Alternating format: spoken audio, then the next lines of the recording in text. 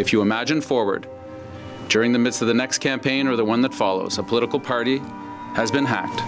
Their database has been breached by a foreign entity or domestic, and that targeted social media ads are going out to those Canadians in that rich database.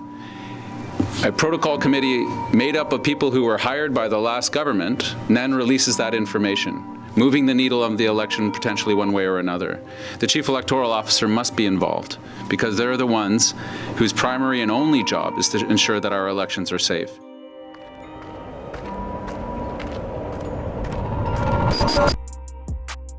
Justin Trudeau's Liberal government is taking drastic measures to secure his fate as Prime Minister in this year's federal election by creating a task force to deal with so-called fake news while he's on the campaign trail.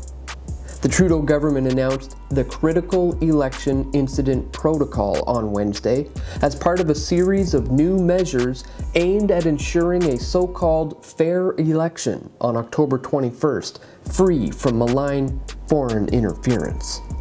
Some of the measures announced on Wednesday include $7.1 million for digital news and civic literacy programs to help Canadians be less susceptible to malicious online practices. You mean like the time the Canadian government pushed fake news about the hijab attack, which was actually all a hoax?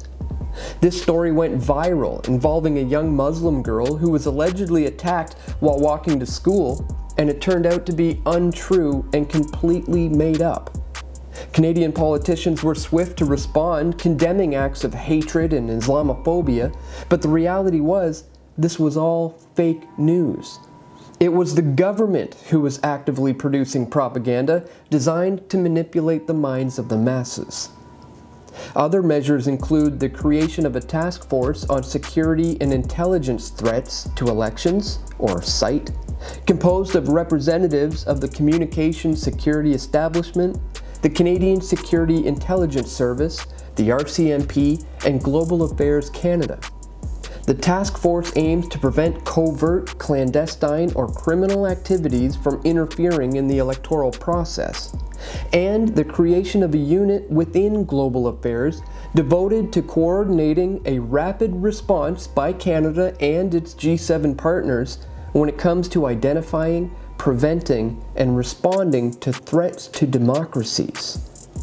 You mean like my video series from the last election called the Deception Series, where in the lead up to the federal election, I produced the Mulclair Deception, the May Deception, the Harper Deception, the Trudeau Deception, and finally, the Democracy Deception, where I explain exactly why you should not be voting for any of these figurehead politicians.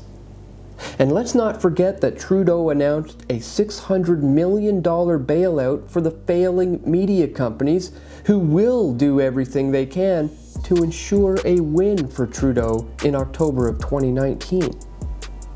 NDP Democratic Reform critic Nathan Cullen said that the government needs to compel social media giants like Facebook, Google, and Twitter to take action to prevent their platforms from being used to disseminate fake news, destabilize society, or subvert the democratic process. Is that why the Press for Truth Facebook page with over 350,000 followers was purged from Facebook? Folks, they are in attack mode, and they need to control the narrative. They don't want you seeing information like what I presented in this video, the Trudeau Foundation Exposed, where we show how pay-to-play politics shaped the election and indeed still plays a role in Trudeau's policies to this day. They want to eradicate so-called fake news without defining what they feel fake news is, which will clearly give the government the ability to arbitrarily denounce whatever they feel may be hindering them from succeeding. This is a conflict of interest of epic proportions, and we need to expose this for what it is. Share this video with all your contacts and on your social media platforms to help counter this aggressive propaganda that's coming from the Trudeau government. And please support real, honest, independent journalism that isn't bought and paid for and who is working for the best interests of the people like us here at Press for Truth. We have no corporate funding or any major financial backers, but what we do have is support that comes directly from you, the viewer, which makes me beholden to you, and I wouldn't want it any other way. So check the links in the description to find out how you can contribute by either making a one-time donation or by joining us as a PFT member or a PFT patron. So thanks for watching, my friends. Keep fighting the good fight and stay tuned. We've got more video reports coming soon. This is Dan Dix reporting for Press for Truth.